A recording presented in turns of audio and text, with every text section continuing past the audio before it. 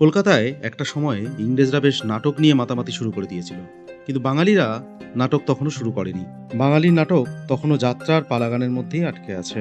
1853 সালে নভেম্বর মাস, খবরের কাগজে একটা বিজ্ঞাপন বের হলো, নাটক চাই। নাটকের নামও ঠিক করে দেওয়া হলো, কুলীন কুলো সর্বস্ব। ভাষাটা হবে গৌড়ীয়। 6 মাসের মধ্যে লিখে দিতে পারলে পুরস্কার মিলবে 50 টাকা। ঠিক 6 মাসের একটু আগেই একটা লেখা জমা পড়লো রংপুরের জমিদার কালীচন্দ্রের হাতে। লেখাটা পড়ে তিনি বেশ মুগ্ধ। খুশি হয়ে লেখককে 50 টাকা পুরস্কার দিয়ে দিলেন এবং আরও 50 টাকা দিলেন নাটকটা বই আকারে ছাপার জন্য। বাংলার প্রথম নাটক কুলীন কুলো সর্বস্ব ছাপা হয়ে বের হলো। নাটক মঞ্চস্থও হলো।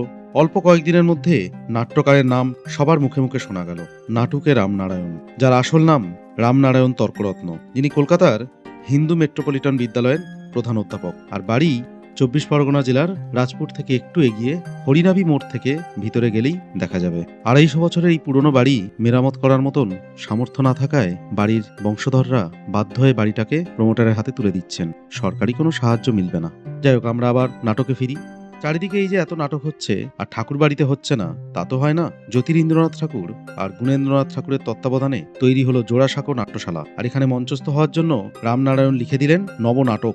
200 টাকা পুরস্কারও দেওয়া হলো তাকে। এরপর গড়গড় করে আরও বেশ কয়েকটা নাটক রামনারায়ণ লিখে ফেললেন। বেণী সংহার, রত্নাবলী, অভিজ্ঞান শকুন্তলম, যেমন কর্ম তেমন ফল, এই সমস্ত।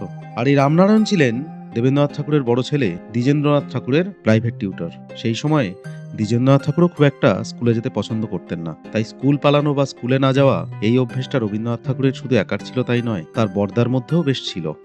ইতিহাসে এরকম বিভিন্ন ঘটনা জানার জন্য দেখতে থাকুন হিস্ট্রি থ্রু লেন্স চ্যানেল।